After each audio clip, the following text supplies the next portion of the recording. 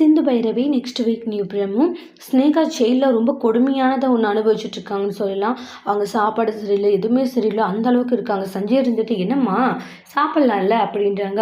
இங்கே பாரு, என்னை இந்த நிலைமைக்கு ஆளாக்கிட்டல சஞ்சய், நான் யாருன்றது உனக்கு தெரியல, என்கிட்ட மோதிட்டல, வெளியே வந்தது உனக்கு சும்மா விட மாட்டேன்றாங்க. அதெல்லாம் வெளியே வந்து பிறகு பார்த்துக்கலான்றாங்க. நீ ஒழுங்காக இருந்திருந்தா நான் ஏன் உன்னை இப்படி ஜெயிலில் பிடிச்சி போட போகிறேன்? சும்மா இப்படி கெட்ட விஷயங்களை மனசில் வச்சுட்டு அடுத்து உங்களை பழி வாங்கணும்னு சுற்றிட்டு இருக்கே, இது உனக்கே அசிங்கமாக தெரியலையான்றாங்க. ஒழுங்காக இருந்திருக்கணும், நீ ஒழுங்காக இல்லாதது உன்னுடைய தப்புன்றாங்க.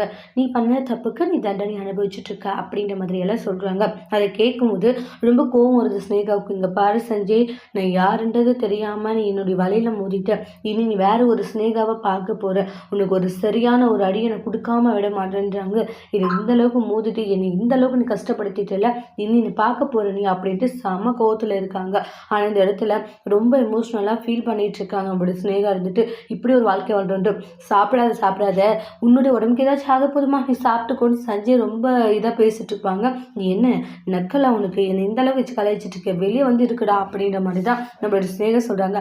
அது நீ முதல்ல வெளியே வரணும்ல, வெளியே வரும்போது பார்த்துக்கலாம், நீ முதல்ல சாப்பிடு அப்படின்னு சொல்லிட்டு சஞ்சய் போகிறாங்க. உனக்கு வச்சுக்கிறேன்டா அப்படின்ற மாதிரி தான் ஸ்னேகா ரொம்ப கோவமாக இருக்காங்க. அடுத்து என்ன நடக்க போகுதுன்னு வெயிட் பண்ணி பார்க்கலாம். தேங்க்யூ.